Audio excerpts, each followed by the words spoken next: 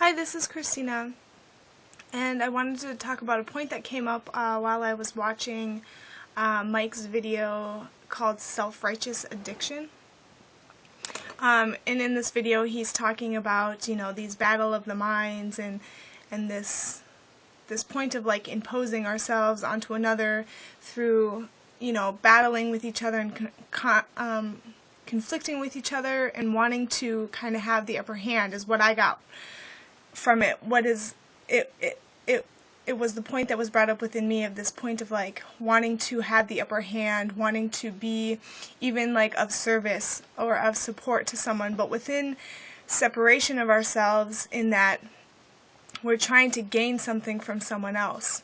So this idea of self-righteousness is self-right, self-wanting to be right, self-wanting to win, self-wanting to be better than, more than, superior to, and it's fascinating because I can see this point within myself. Actually, just tonight I had this communication with someone, and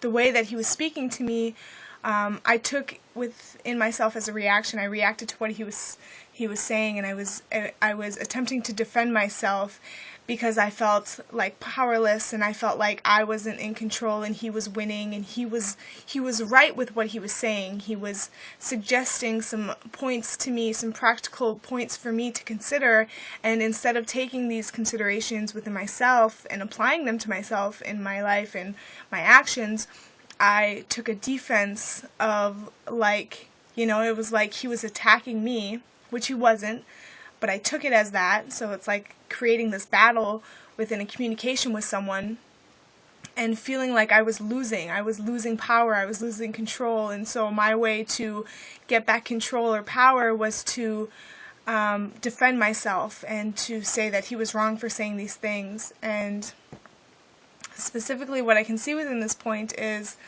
this idea that, already within it, there's that self-definition of I am powerless and I need to get power from someone else through having the upper hand, through being right, through winning, through, going to war with someone and coming out on the other side as the winner.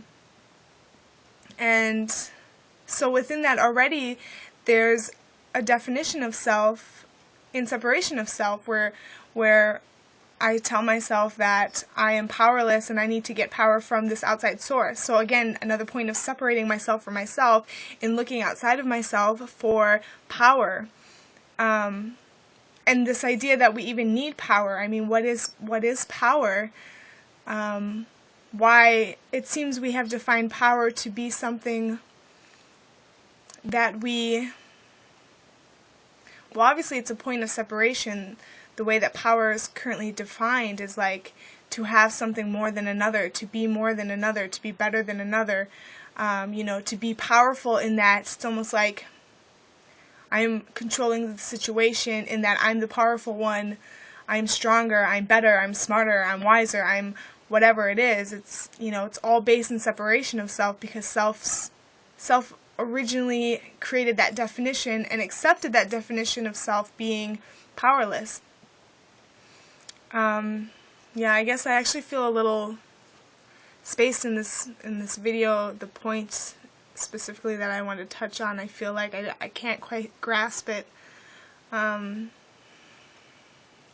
within this, not wanting to now place this video.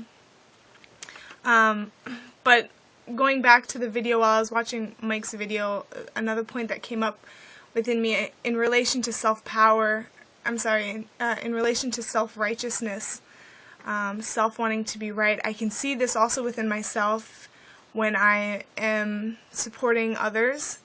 And this is the most deceptive because I tell myself I am offering support for someone, but within that separating myself as being superior, which is an accepted self-righteousness, this idea of ourselves that we're more than each other or less than each other.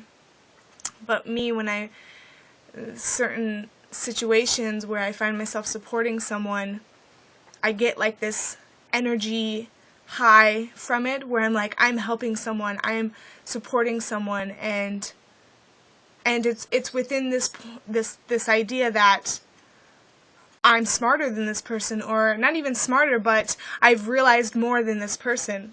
Therefore, I can offer support, instead of realizing that this person or this situation or event is equal and one with me as it is in my reality. So in fact, it's showing me to myself, in that instead of me looking at a person or a situation and placing myself separate from it as being superior, it's actually showing me where I haven't yet stood equal. I feel really like I forgive myself for accepting and allowing myself to judge myself as not being clear within this point I'm trying to make. I forgive myself for accepting and allowing myself to fear not being clear within the video that I'm making and what I'm speaking about. I forgive myself that I haven't yet allowed myself to see clearly within myself the point that I am trying to make. I guess even in that statement, it's like, why am I making a video to make a point?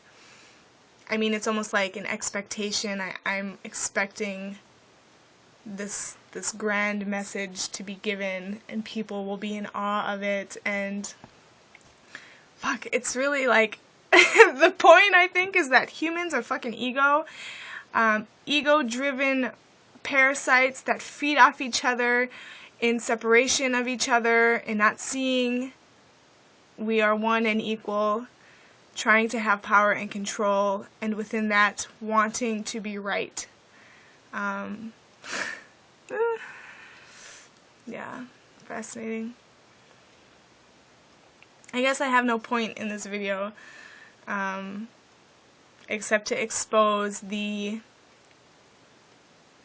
mess of the mind and how, yeah, no, I don't know. Okay, bye.